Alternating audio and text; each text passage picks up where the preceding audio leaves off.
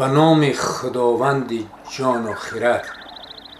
درود گرم جوشان ما را بپذیرید همزبانان همزمان دور و نزدیک، هواداران کلام ناب فارسی دری تاجیکی.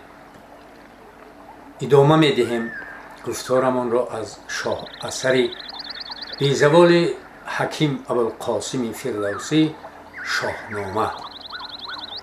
گفتار 47 اندر آگاه شدن منوچهر از کار سام و زال زر.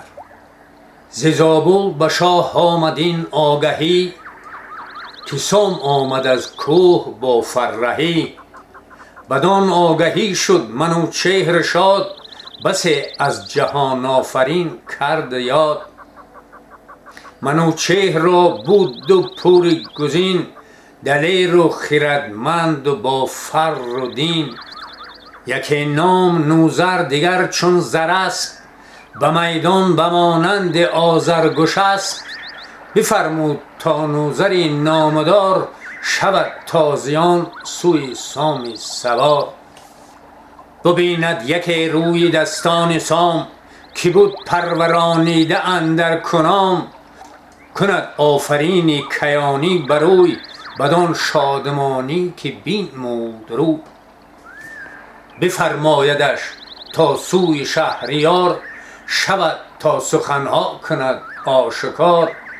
وزان پس سوی زابلستان شود، برآیین خسرو پرستان شود.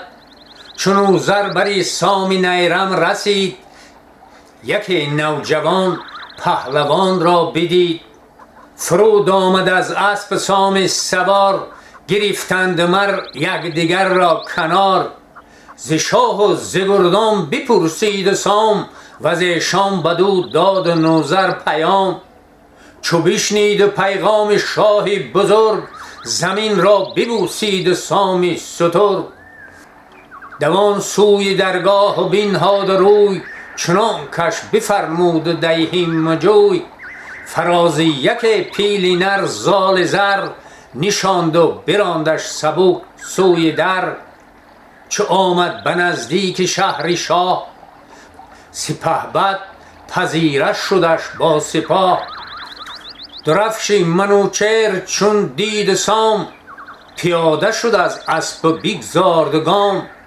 زمین را ببوسید پس پهلوان، که جاوید ز شاد و روشن روان. منوچهر فرمود تا برنشست، مران پاک دل مرد یکتان پرست. سوی تخت و ایوان نهادند روی، چه دیهیم دار و چه دیهیم جوی. منوچهر برگاه بنشست شاد، کلاهی کیانی به سر برنهاد. به یک دست قارن به دیگرش سام، نشستند روشن دل و شادکام. پس آراسته زال را پیش شاه، به زرین نمود و به زرین کلاه. گرازان بیاورد سالاری بار، شگفتی بماند اندرو شهریار. بدین برز و بالا بدین خوب چهر، تو گویا که آرام جان است و مهر. چنین گفت مر سام را شهریار، کزین تو این را بزین هار دار. کزین من تو این را بزین هار دار. به خیره میازارش از هیج روی، به کس شادمانه مشو جز بدوی. که فر کیان دارد و چنگ شیر، دل هوشمندان و فرهنگ پیر. بیاموز او را رهی ساز رزم، همان شادکامی و آیین بزم. ندیده است جز کوه و مرغ و کنام، کجا داند آیینها را تمام. پس از کار سیمرغ و کوهی بلند، وزان تا چرا خوار شد ارجمند. یکایک هم از سام با او بگفت، ز خواب و ز خورد و ز جان نهفت. وز افکندن زال بگشاد راز، که چون گشت بر سر سپهر از فراز. سرانجام گیتی ز سیمرغ و زال، پر از داستان شد به بسیار سال.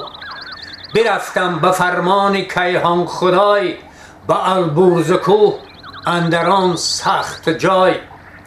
یکی کوه دیدم سر اندر سحاب، سپهر است گفتی که خاراب براب. برو برنشیم و چو کوهی بلند، ز هر سو برو بسته راهی گزند. بدو اندرون بچه سیمرغ و زال، تو گفتی که هستند و هر دو همال. همه بوی مهر آمد از باد اوی، به دل شادی آوردم یاد اوی. نبود راه بر کوه و از هیج روی، دویدم بس گردی او پوی و پوی. مرا بویه پور گم بوده خواست، به دل سوزگی جان همه رفته خواست. ابا داوری پاک گفتم براز، که چاره خلق خود بی نیاز. رسیده به هر جای برهان تو، نگردد فلک جز به فرمان تو. یکی بنده ام من دل پرگناه، به نزد خداوند خورشید ماه. امیدم به بخشایش توست بس، به چیز دیگر نیستم دسترس. تو این بنده مرغ پرورده را، به خواری و زاری برآورده را. همه چرم پوشد به جای حریر، مزد گوشت هنگام پیستان شیر. رسان باز با من مرا راه کن، سوی او این رنج کوتاه کن. به بدمهری من روانم مسوز، به من باز بخش و دلم برفروز. به فرمان یزدان چه این گفته شد، نیایش همانگه پذیرفته شد. بپرید سیمرغ و بر شد به ابر، همه خلقه زد بر سری مردی گبر. ز کوه اندر آمد چو ابری بهار، گرفته تنی زال را در کنار.